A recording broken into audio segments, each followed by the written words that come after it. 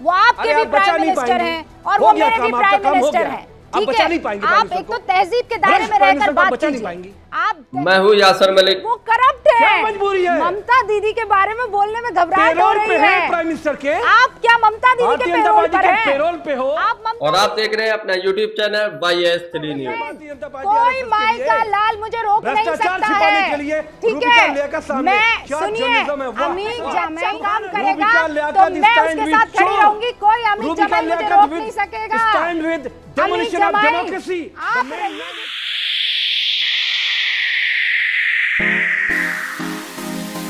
जैसे जैसे लोकसभा के इलेक्शन करीब आ रहे हैं, गोदी मीडिया अपनी चातुरकारिता तेज करने लगी है। वैसे गोदी मीडिया के एंकरों की अब खूब ज्यादा बेइज्जती भी होने लगी है। ऐसे ही अरविंद केजरीवाल की गिरफ्तारी पर एक डिबेट हो रही थी, जिसमें गोदी मीडिया की एंकर रूबिका लियाकत जो है डिबेट को संबोधन कर रही थी, तो वहीं पर बीजेपी की तरफ से प्रवक्ता के तौर पर काम भी कर रही थी। समाजवादी पार्टी के प्रवक्ता अमीक जमाई ने ऐसी धज्जियां उड़ाई है कि उनकी जो है पकियाई उधेड़ दी। आप ये पूरी डिबेट जरूर देखकर जाइए। अमीक जमाई ने इतना कुछ कहा है रूबिका लियाकत को, अगर रूबिका लियाकत इसे बैठ के सोचे तो बहुत अफसोस होगा, बहुत शर्म आएगी उन्हें अपने आप पर। अमीक जमाई ने ऐसी ऐसी बातें कही। आप ये पूरी डिबेट जरूर देखिए। रूबिका लियाकत का चेहरा लाल पीला हो जाता है जब अमीक जमाई उनको बीजेपी का प्रवक्ता कह देते हैं। आप पूरी डिबेट जरूर देख कर जाइए। अमीक साहब, क्या सच में उन्हें पद से इस्तीफा नहीं देना चाहिए और इसी तरह कंटिन्यू करना चाहिए? ये रणनीति का हिस्सा लग रहा है आपको? रूबिका लियाकत साहिबा, अभी हाईकोर्ट का एक फैसला और भी आया है। शायद बहुत सारे टेलीविजन उसको दिखाने में उन्हें दुख हो रहा होगा। एक याचिका दायर हुई थी इसी सवाल पे जो सवाल आप कर रही हैं। हाईकोर्ट ने उस जजमेंट में कहा है भारत की किसी भी कॉन्स्टिट्यूशन के किसी भी हिस्से में ऐसी कोई नज़ीर नहीं मिलती है कि सिर्फ इल्ज़ाम लग जाने से किसी भी चीफ मिनिस्टर को इस्तीफा देना चाहिए। दूसरी बात देखिए, बहुत सारे लोग इस्तीफा दिया करते थे। मौलिकता का जो एक अधिकार है कि आपका दिल कह रहा है कि मेरे ऊपर ये इल्ज़ाम लगा है तो मुझे हट जाना चाहिए। यहाँ मोरल, यहाँ मैं आपका समर्थन करता हूँ रूबिका जी। आपने इस देश में मोरालिटी को जगा दिया और मैं भी आपके साथ हूँ इसके अंदर। मैं ये मानता हूं कि केजरीवाल जी ने बहुत बड़ा अजीम गुनाह किया है, गुनाह कबीरा किया है। हम कह रहे हैं उनको पूरे विपक्ष को फांसी पे टांग दीजिए, लेकिन वही भ्रष्टाचार का सोर्स जिसमें केजरीवाल जी पे 100 करोड़ का आरोप लगता है, वही कंपनियां सेम कंपनियां अरविंद केजरीवाल के नाम पे दिल्ली में प्राइम मिनिस्टर की निगरानी में एक्सटॉर्शन रैकेट चल रहा है। ये कागजात मेरे पास है, ये मैं लेके बैठा था 25 मिनट से। आपने आज मौका दिया है। Future gaming, mega engineering, Vedanta, Yashodhara, DLF वो वाला है शहजाद भाई की पुरानी पार्टी वाला, रश्मि ग्रुप, रेड्डी, अरबिंदो। पहले ईडी छापा मारा और उसके बाद जेपी नड्डा के अकाउंट में पैसा डलवाया गया भारतीय जनता पार्टी की कंपनी के। तो क्या इसी मामले में जिसपे केजरीवाल पे पूरा देश में स्यापा मचा हुआ है, क्या इस देश में प्रधानमंत्री के ऊपर कोई जिम्मेदारी नहीं बनती है? क्या जेपी नड्डा को इमीडिएट ईडी को उनके ऊपर एफआईआर करके जेल में डालने की जरूरत नहीं है कि छापा पड़ा और 10 ही दिन के बाद भारतीय जनता पार्टी के अकाउंट में 5000 करोड़ रुपए आ गया? अरे एक्सटॉर्शन रैकेट गुजरात तक ठीक था, आप लोग एक्सपर्ट थे, बात समझ में आती थी। एक्सटॉर्शन रैकेट का राष्ट्रीयकरण कर दिया। ये बताइए, ये जो बंदा है शरद चंद्र रेड्डी, आप उसको 1 तारीख को अरेस्ट करते हो लिकर केस में, 15 नवंबर को आप इसको इलेक्टोरल बॉन्ड आपको मिलता है, 1 जून को ये आपका खबरी बन जाता है, गवाह बन जाता है, 8 नवंबर को ये आपको 35 करोड़ रुपए देता है। आप ये बताइए रूबिका लियाकत जी, मैं और आप दोनों रोजे रख के झूठ कैसे बोले, सच को झूठ कैसे कहें, तो झूठ को सच कैसे कहें? अमीक भाई, दिल्ली की जनता जो खुश थी दिल्ली की जनता अरविंद केजरीवाल जी से। प्रधानमंत्री परेशान इसलिए कर रहा है दिल्ली के लोगों को कि एक एमएलए भारतीय जनता पार्टी को वहां पे जीतने का मौका नहीं मिल रहा है। अमित शाह इसलिए परेशान है कि दिल्ली की जनता भारतीय जनता पार्टी के साथ नहीं खड़ी है। ओके अमीक भाई, मैंने आपको पूरा मौका दिया है केजरीवाल जी को, आपको पूरा मौका चढ़ा दीजिए। हाँ, सुन लिया मैंने, आपको पूरा मौका दिया क्योंकि भाई आपके व्यूअर्स भी हैं, आपके वोटर्स भी हैं, आपकी बात को सुनना चाहेंगे। आपने पूरी लंबी लिस्ट गिनाई है कि फला मैं तो फला देश को सुना रहा हूँ। हाँ सुनाइए ना, देश को बता रहा हूँ। सुना इस दिया देश ना। का सबसे मैंने आपको बीच में नहीं टोका। नरेंद्र मोदी है। मैंने बीच में नहीं टोका। मैंने आपको बीच में नहीं टोका। सुन लिया ना मैंने। आप इतने उतावले क्यों हो रहे हैं? आपने बोला तो सुन रहे हैं, प्राइम मिनिस्टर को सुन रहे हैं। आपने जो बोला मैंने सुना दिया। हाँ अब मैंने आपको सुन लिया ना, मेरी बात सुनिए ना, क्रॉस क्वेश्चन ना करूं। यहाँ आपकी ये मजलिस लगा के हम लोग बैठ जाएं क्या अमीक भाई? रोजा रखा है तो इसका मतलब ये थोड़ी कि आप इमाम बन जाएंगे। हाँ? और आप जो शहजाद है नहीं ना, कुछ टेक्निकल एरर हो गया है और मैं चाह रही थी कि शहजाद आपके इन सवालों का जवाब दें। ये बहुत जरूरी है आपने जो सवाल पूछे हैं, एंड आई एम वेटिंग कि वो आए और आपके इन सवालों का जवाब दें। लेकिन चूंकि आपने इन तमाम ये जो इलेक्टोरल बॉन्ड खरीदने वालों का जिक्र किया है, फ्यूचर गेमिंग भी उनमें से एक था। टीएमसी इंडिया गठबंधन की साथी है कि नहीं है? इसी फ्यूचर गेमिंग ने 500 करोड़ का इलेक्टोरल बॉन्ड खरीदकर टीएमसी को दिया है कि नहीं दिया है? अब ये फ्यूचर गेमिंग जब बीजेपी को देता है तो ये शैतान है, आप लोगों को देता है तो बढ़िया बढ़िया। देखिए ममता बनर्जी जो है ना, एक्सटॉर्शन रैकेट नहीं चला रही है। ईडी ममता बनर्जी के अंडर नहीं है। अच्छा, ममता बनर्जी के अंडर नहीं है, इसीलिए सबसे ज्यादा चंदा उनको मिलता है। पूरी बात सुन लीजिए। हाँ?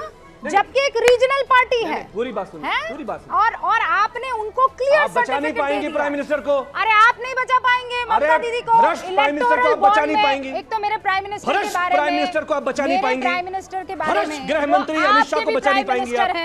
वो आपके भी प्राइम मिनिस्टर हैं और वो मेरे भी प्राइम मिनिस्टर हैं। आप बचा नहीं पाएंगे। आप एक तो तहजीब के दायरे में रहकर बात कीजिए। आप तहजीब के दायरे में बात कीजिए, क्योंकि वो आपके भी प्रधानमंत्री हैं। वो भले ही आपके पार्टी के ना हो, भले ही आपकी आइडियोलॉजी पर नहीं रखते हो, अरे वो ऐसे चीखने से कुछ नहीं होगा। प्रूव कीजिए ना, ऐसे ऐसे हाथ हिला हिला के बोलने से कुछ नहीं होगा। 4 पन्ने मैं भी हिला सकती हूँ। I will defend the Prime Minister of my India. Why will I not defend the Prime Minister of my India? He's a corrupt man. He's a corrupt man. अरे ऐसे ऐसे करने से करप्ट नहीं हो जाएंगे ना। Give me a proof. Give me a proof. He is demolishing the democracy. मैं कह रही हूँ give me the proof. आप यहाँ क्यों बैठे हैं? करप्ट चीखने से अच्छा है वहाँ जाइए और दर्ज करवाइए। आप तो अच्छे खासे वकील है ना, दर्ज करवाइए। आप मामला दर्ज करवाइए। जिस प्राइम मिनिस्टर, ये सब करने से कुछ नहीं होगा, ये सब थिएट्रिक्स है और कुछ नहीं है।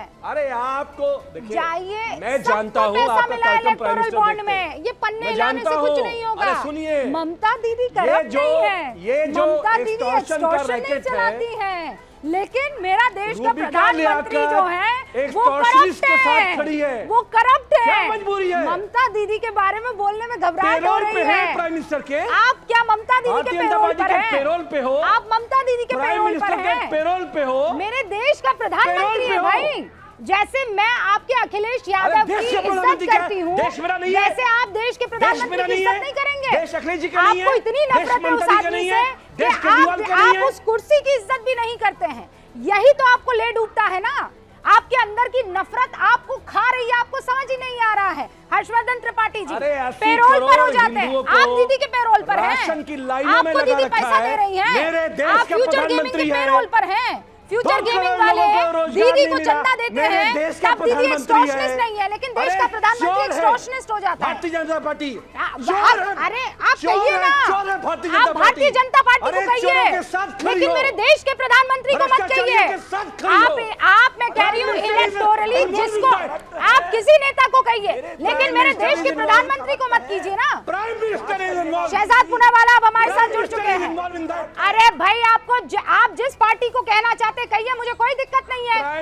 आप पार्टी को कहिए ना, आपको नफरत है और ये देखिए ये नफरत जो है आपको खत्म कर देगी। ओके, शहजाद पुनावाला आ चुके हैं, अब जवाब दीजिए। अरे आप तो डिफेंड कर ही चुकी हैं, उनकी क्या जरूरत है? नहीं, मैं तो करूंगी। सुनिए, ताल ठोक कर करूंगी देश के प्रधानमंत्री को डिफेंड। कोई माई का लाल मुझे रोक नहीं सकता है, ठीक है?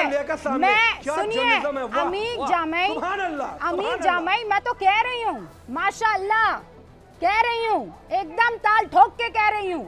देश का प्रधानमंत्री अच्छा काम करेगा तो मैं उसके साथ खड़ी रहूंगी, कोई अमित जमाई मुझे रोक नहीं सकेगा। अमित जमाई आप रहिए जिसके साथ आपको रहना है। Shehzad Poonawalla on screen please. देखिए रूबिका जी, आज तो सवाल सिर्फ इतना है। वीडियो अच्छी लगी हो तो इसको लाइक करें भी, और आगे डिबेट देख कर जाइए। अमीर जमाई अभी आगे और धज्जियां उड़ाने वाले हैं रूबिका लियाकत की। आप देख रहे हैं कैसे डिबेट में हंस रही है डिपेंड करके। आप पूरी डिबेट जरूर देखिए। आपके खिलाफ फैसला दिया है।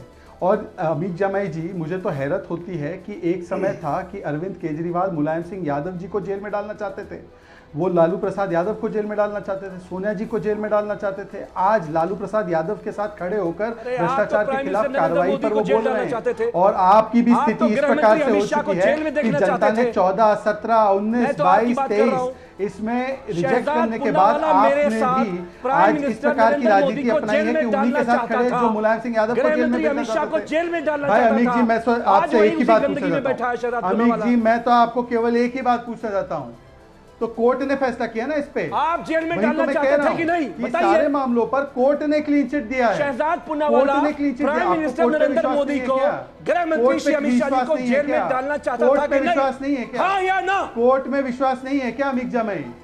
अरे भाई अमित जमाई, आप तो चिरकुट और चुटवैया कांग्रेस को कह रहे थे, धोखेबाज कह रहे थे। आप तो आज उनकी गोद में बैठे हैं। आपने तो धोखेबाज पार्टी के साथ गठबंधन कर लिया। आपकी बातों का क्या विश्वसनीयता है भाई? जिस प्रकार से अखिलेश यादव कल तक धोखेबाज और चिरकुट कह रहे थे कांग्रेस को, आज उसी चिरकुट और धोखेबाज कांग्रेस के गले लिपट लिए। आप स्वयं लेफ्ट पार्टी में जब थे तब कहते थे कांग्रेस को समाप्त करना है केरल में, आज आप समाजवादी पार्टी के साथ आ गए। कल तक चिरकुट कह रहे थे, आज कांग्रेस पार्टी की गुणगान कर रहे हैं। तो इसीलिए अमित जमाई जी, आज सिर्फ सवाल इतना है, मैंने राहुल जी को विश्वास जेल में डालने का बात नहीं इतनी सी बात है। कोर्ट ने अरविंद केजरीवाल को जेल में भेजा है, कोर्ट ने संजय सिंह को जेल में भेजा है, कोर्ट ने मनीष सिसोदिया को जेल में भेजा है, कोर्ट ने विजय नायर को जेल में भेजा है, पर आपको कोर्ट पे विश्वास नहीं है। और मुझे बता दीजिए कि जनता पे तो विश्वास है ना? जनता ने 14, 17, 19, 22, 23 लगातार इन बातों को सुनकर आपको रिजेक्ट किया है। इसीलिए अमीर जमाई जी, कोर्ट ऑफ पब्लिक ओपिनियन से लेकर कोर्ट ऑफ लॉ तक आपकी कोई दलील चल नहीं रही, इसलिए आप प्रधानमंत्री को गाली देते हैं। और प्रधानमंत्री को गाली देते देते भारत की संस्थाओं को गाली देते हैं, भारत की संस्थाओं के ऊपर हमला बोलते हैं, सनातन संस्कृति पे हमला बोलते हैं, शक्ति को गाली देते हैं, नारी शक्ति को गाली देते हैं। बताइए कि आपने लाल सिंह को टिकट दे दिया आपके अलायंस ने, उस पर कुछ नहीं बोलेगा। संदेश खाली पर कुछ नहीं बोलेगा। बोलिए कि शक्ति का किस प्रकार का राहुल गांधी ने अपमान किया, उस पर कुछ नहीं बोलेगा। आपके स्वामी प्रसाद मौर्य जो आज पार्टी छोड़कर निकल गए, आपने नहीं निकाला, उन्होंने हिंदू धर्म को धोखा बोला, कुछ नहीं बोलेगा। अरे भाई, प्रधानमंत्री को गाली देते हैं तो ठीक है, पर हिंदू समाज को, सनातन संस्कृति को, शक्ति को क्यों गाली देते हैं? और देश की युवा शक्ति और जनशक्ति और नारी शक्ति को गाली क्यों देते हैं? इसको बताइए, क्योंकि आपके खिलाफ कार्रवाई हो रही है। मैं कह रहा हूं शहजाद साहब से, आप केजरीवाल जी को फांसी दे दीजिए, पूरे विपक्ष को फांसी दे दीजिए, लेकिन आप ये बताइए कि जिस 100 करोड़ का मामला आपने केजरीवाल के इल्जाम पे लगाया है, केजरीवाल साहब पे, आपकी भारतीय जनता पार्टी का नेशनल प्रेसिडेंट जेपी नड्डा, गृह मंत्रालय के अंडर चलने वाला एनफोर्समेंट डायरेक्टरेट हमारा जो इसका काम नहीं था, ये पूरी जो लिस्ट है, ईडी का छापा पड़ता है, फिर एक्सटॉर्शन का मनी भारतीय जनता पार्टी के अकाउंट में जाता है। केस तो एक ही है। केजरीवाल जी के पास जो 100 करोड़ गया वो कहां गया? अच्छा, कोई ट्रेल है आपके पास? कहां है वो ट्रेल? और शरद रेड्डी आपका सवाल जवाब दे दीजिए। अब सुनिए, अब रूबिका जी सुनने बोलिए इनको। अमित भाई अब रुक जाइए ना। अब रूबिका जी सुनने बोलिए इनको। अमित भाई 1 सेकंड रुक जाइए। रूबिका जी, क्या है प्रॉब्लम क्या है कि कभी कभी ये लोग नए नए गठबंधन को, साथी को बचाने के लिए अति उत्साह में कुछ भी बोल जाते हैं। आज तो स्वयं केजरीवाल के वकील ने कहा है कि जो मनी ट्रेल का पैसा है वो गोवा में चुनाव में खर्च हो गया। भाई हमें क्यों पूछते हो अभी? और आपको पता नहीं, सुप्रीम कोर्ट ने 338 करोड़ के मनी ट्रेल की बात की है। और मान्यवर ऐसा है, जिन कंपनीज पर ईडी की, सुन लीजिए, आप बीच में मत बोलिए, सुन लीजिए। तो दोस्तों, आपने ये पूरी डिबेट देखी। अब आप अपनी राय कमेंट बॉक्स में जरूर देकर जाइए कि रूबिका लियाकत को सही लताड़ा है अमीर जमाई ने, या फिर रूबिका लियाकत सही थी। जो भी है अपनी राय कमेंट बॉक्स में जरूर दीजिए। अगर आप गोदी मीडिया का विरोध करते हैं तो हमारे चैनल YS3 न्यूज को सब्सक्राइब करें। और जो अरविंद केजरीवाल की गिरफ्तारी हुई है लोकसभा इलेक्शन में कुछ दिन पहले, तो आपको इसमें क्या लगता है, इसके बारे में भी हमें जरूर बताएं। अरविंद केजरीवाल की गिरफ्तारी क्या राजनीति की रूप से हुई है या फिर ईडी सीबीआई एक निष्पक्ष तरीके से जो है जांच कर रही है, निष्पक्ष तरीके से गिरफ्तारी कर रही है, वो भी अपनी राय में जरूर बताकर जाइए। वीडियो अच्छी लगी हो तो इसको लाइक करें, हमारे चैनल YS न्यूज को सब्सक्राइब करें, हमें खूब ज्यादा से ज्यादा सपोर्ट करें ऐसे ही रोजाना की डिबेट देखने के लिए।